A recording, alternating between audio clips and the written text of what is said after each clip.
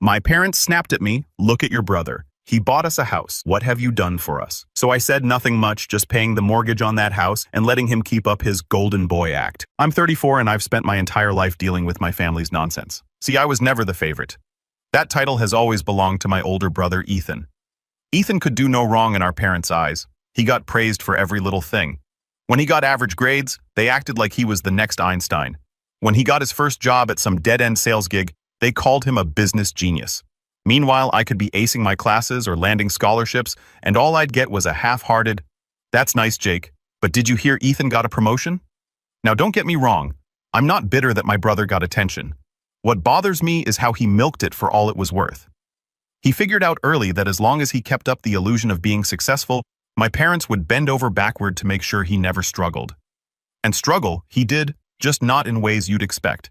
Ethan was never the hardworking type. He always had big ideas, but never followed through on any of them.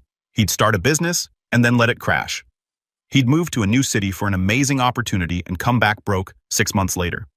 Every single time my parents bailed him out. If I ever needed help, crickets. Luckily, I didn't need it. I worked my rear end off, built a successful career, and now I'm in a really comfortable financial position. But you know what happens when you come from an entitled family and you finally make it? They start seeing you as their personal ATM. At first, it was small things. Mom and Dad would say, "Oh, Jake, since you're doing so well, could you help Ethan with rent this month?" Or Ethan would call me and drop hints like, "Man, I just need a little boost to get back on my feet." It's nothing to you, right? I shut that down fast. I have zero problem helping people who actually need it, but I refuse to fund Ethan's lifestyle.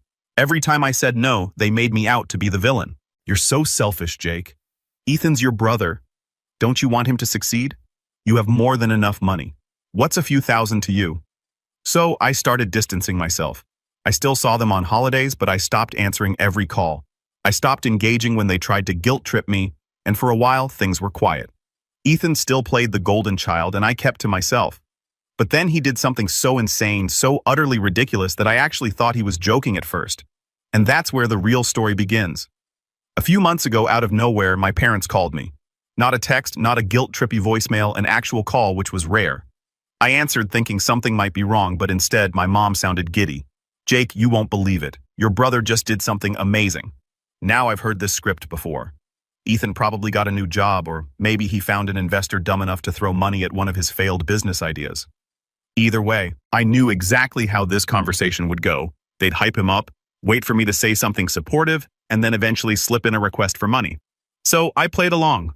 "Oh, what did he do? He bought us a house." My mom practically squealed. "A beautiful brand new house in a gated community.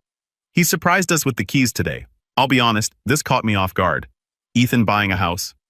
This guy never had more than a few $100s in his bank account at any given time.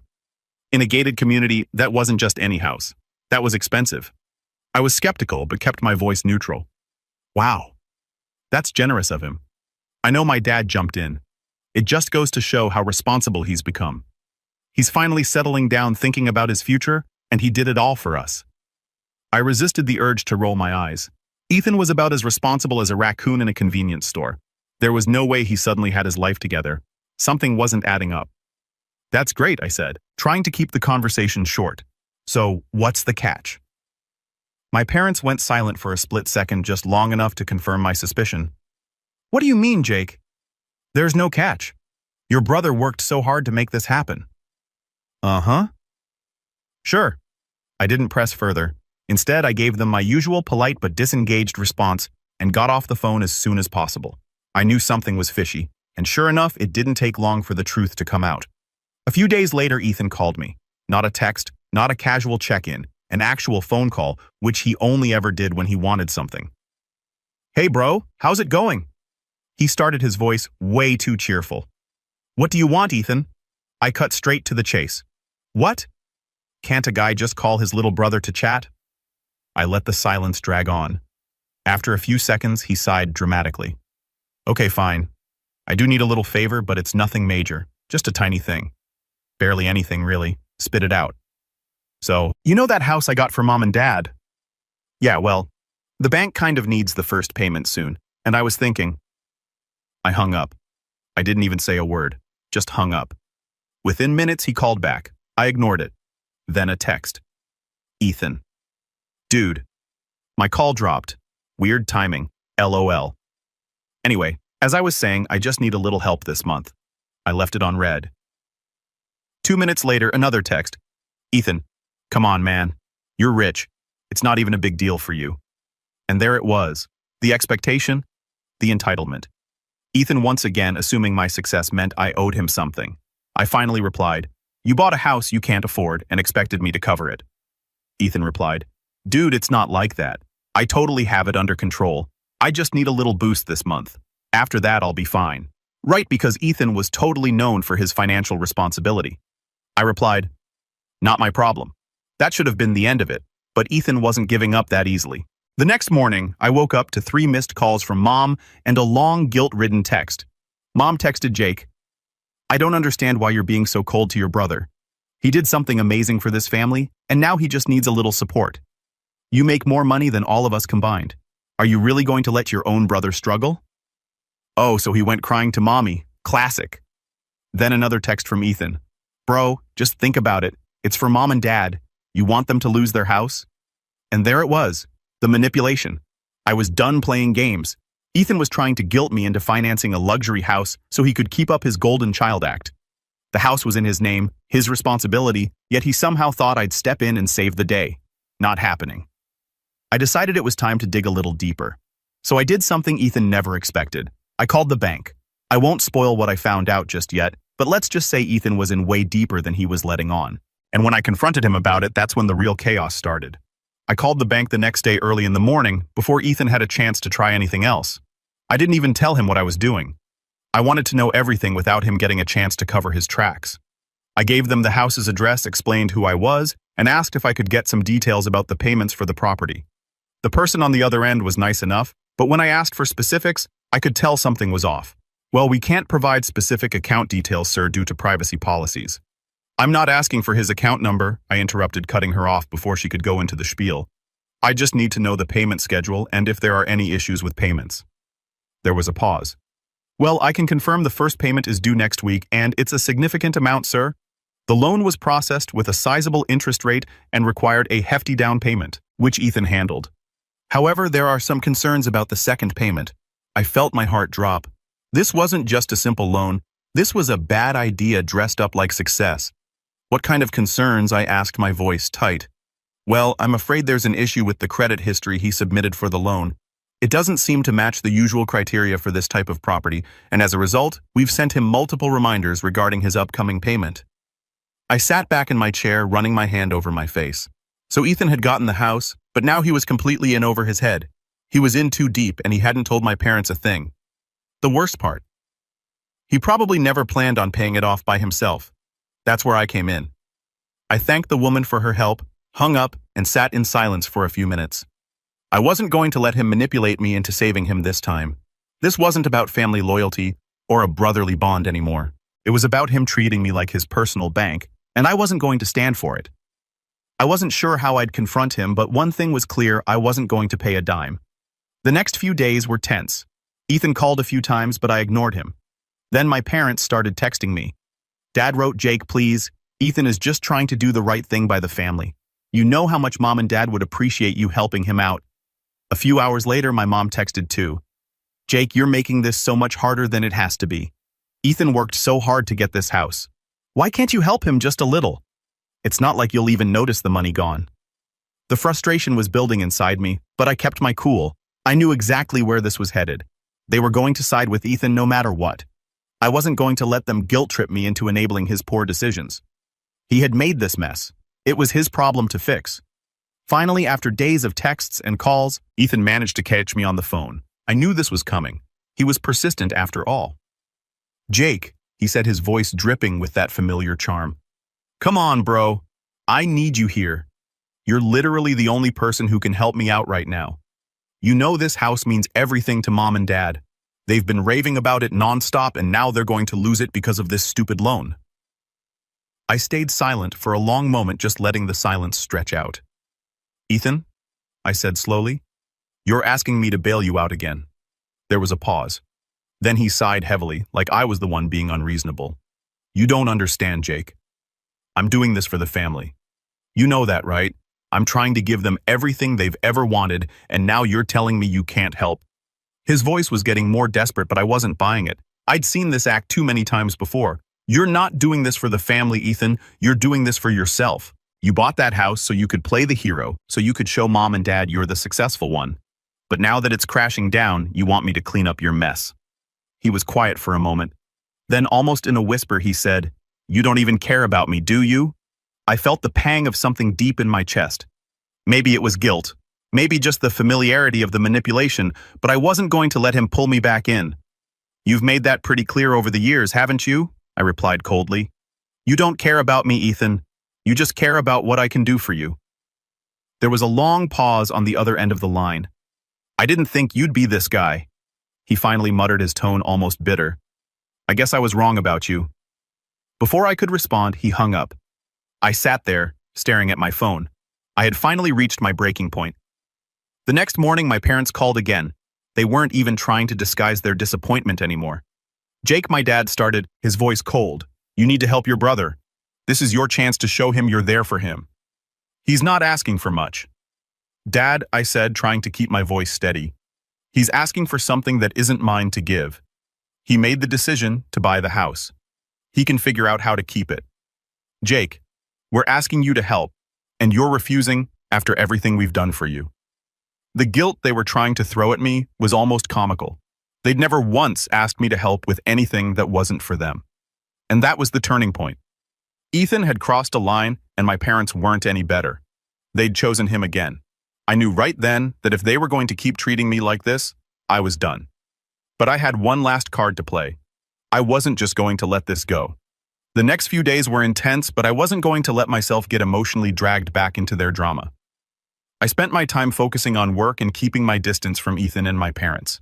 But every time I checked my phone, there was a new message from them. It was like they thought I could just ignore everything and magically make Ethan's problems disappear. But this time, something was different. My dad called me again, but I didn't pick up. Instead, I waited for the voicemail. He left a message, the sound of his voice filled with frustration and disappointment. "Jake," he said, "this isn't about the money. It's about family. Ethan needs you. You can't just abandon him like this. If you don't step up now, I don't know what we'll do. I thought you understood what it meant to take care of each other. Please call me back." I just stared at the screen, the message echoing in my mind. Take care of each other. If that's what it meant to them, then I was done. They didn't need me to take care of them. They just needed me to solve their problems for them. A few hours later, I got a text from Ethan. It was short and to the point. "If you don't help me, I'm going to lose everything. This house is going to ruin me, and you'll be the one who made that happen. Are you really going to let me go under? Do you want to be the one to watch me lose everything?" The words stung. I wasn't going to lie. There was a part of me that felt something, guilt maybe. But the more I thought about it, the more I realized this wasn't my mess to clean up. He'd made his choices. I'd been there for him in the past, and every time I ended up paying the price. I didn't respond right away. Instead, I spent the next few hours sitting with the idea, weighing everything in my head. And then it clicked. I knew what I had to do. The next morning, I got a call from my parents. This time I picked up. "Jake, we need to talk," my mom said, her voice tense. "Ethan's in trouble. You have to help him. You know he can't handle this on his own." "Mom, Ethan's not a kid anymore. He's an adult, and he's made a choice that he can't back out of.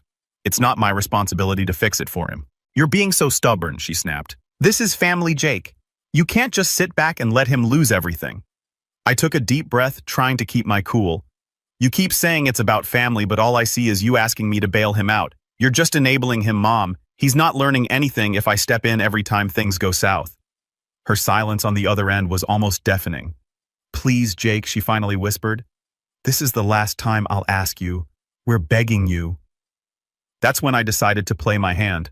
"I'll help," I said, making sure my voice was as calm and measured as possible, "but it's going to be on my terms."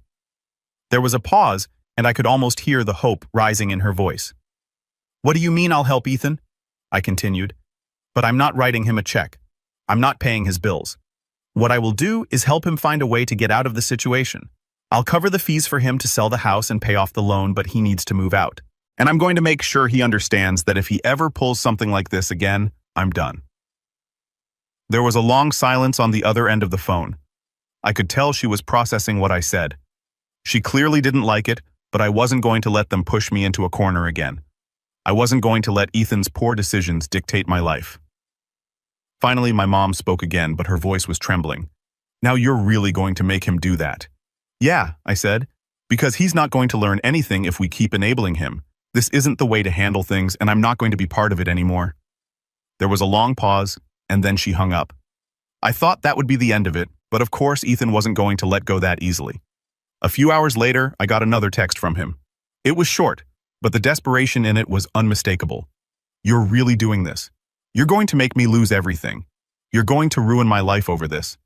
If you don't help me, you're not my brother anymore. I ignored his message. This wasn't my responsibility. A few days passed without hearing from anyone in my family. I thought maybe they'd finally accepted the decision I'd made. I was wrong. It all came to a head when my mom called me again. This time there was no pretense, no niceties. She was furious and her voice was tight with anger as she spoke. Jake, how could you do this to him? How could you stand by and watch him lose everything? Her words were sharp, each one cutting deeper than the last. I don't know what's gotten into you, but this isn't the son I raised. He's your brother. Don't you care about him? I didn't respond right away. Part of me wanted to shout at her to tell her exactly why I was doing what I was doing, but I forced myself to stay calm. It wasn't the first time she'd reacted like this, and I had learned long ago that getting into a shouting match with her only made things worse. I do care about him, Mom, but caring about him doesn't mean I should throw away my own future to fix his mistakes. He's an adult. He needs to take responsibility for his life. I've been there for him over and over again, and I'm done. If he's not willing to learn from his mistakes, then that's on him. There was a long pause on the other end. When she spoke again, her voice was low, almost like she was trying to hold back tears. You're really going to let him fall, aren't you? After everything we've done for you, after everything we've given you, you're going to abandon us like this? I felt a bitter laugh bubble up in my throat, but I kept it inside. You've given me everything. Mom, you've given me a lifetime of enabling your son's bad decisions. You've taught me to pick up the pieces when he's too careless to do it himself, and you expect me to keep doing it. I'm done being the bank, Mom. I'm done. I could hear her take a shaky breath on the other end. We've always been a family, Jake. You're breaking it apart. Maybe it's already broken, I replied, the words coming out sharper than I intended. Maybe it's been broken for a long time and I've just been too blind to see it. The call ended with silence, and I stared at my phone wondering if that was it, if my decision had truly cut the last tie between me and my family. That evening, as I was winding down for the night, I got another message. This one was from Ethan. It wasn't the usual angry text, but it had the same bitter tone. You know, you've really shown your true colors. I thought you were my brother. I guess I was wrong. You're just like them.